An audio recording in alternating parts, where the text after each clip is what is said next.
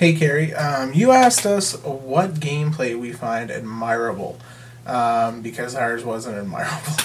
Well, I'm going to disappoint you because my favorite type of gameplay, especially if you want to look at from like a TV sort of standard, obviously I like the people who do and say whatever it takes to get where they're at the end and that they can do it or to pull the biggest moves in the game. They backstab, they lie, they come off as an asshole because simply even I've said before that like when I play these games I like to think of them like they are television shows and to entertain myself and some of the more interesting things are when people are being deceiving and lying. I mean, yeah, you can sit back and you can say, God, I hate them and I want them out, but that's interesting. I mean, it keeps you interested.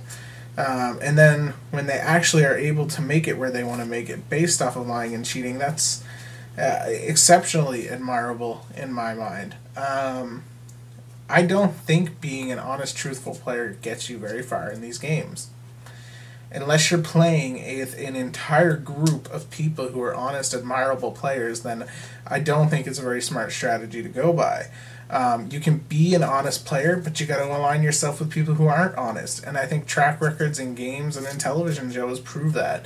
So I would say to me, the person who's willing to do anything it takes is the most admirable. I remember Aaron from Big Brother Live Journal 8 told me after the season, after I put a lot of trust in him and he screwed me over, which I would like to point out I thought was amazing.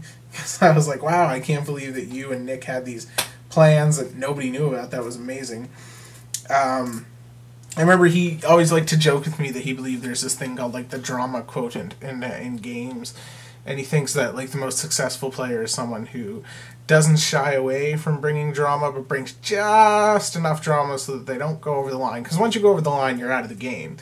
And I just thought it was a really cool theory, and I've always sort of thought it was funny. So I enjoy those people who can come to that line and bring a lot of drama and bring a lot of anger and frustration and heated times.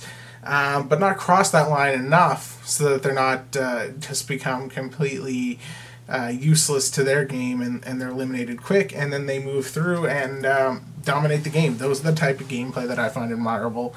And that's my answer for you. So have a good night and remember that if you are throwing out garbage in Nova Scotia, you're supposed to separate your recyclables and your food garbage from your paper garbage. Not sure if you needed to know that. I just needed to end with something.